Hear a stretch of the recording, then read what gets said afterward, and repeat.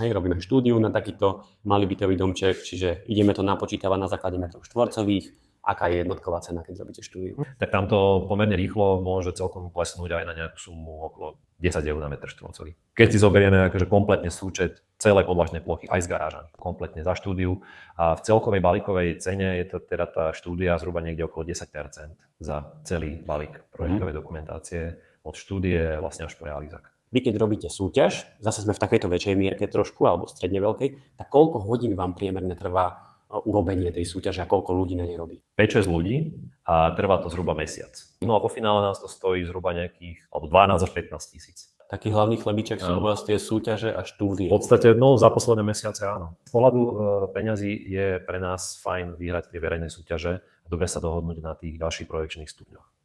To je akože kľúčové, pretože keď sa venujeme nejakým stredne veľkým alebo zadaniam, tak tam už samozrejme ten balík peňazí je podstatne väčší.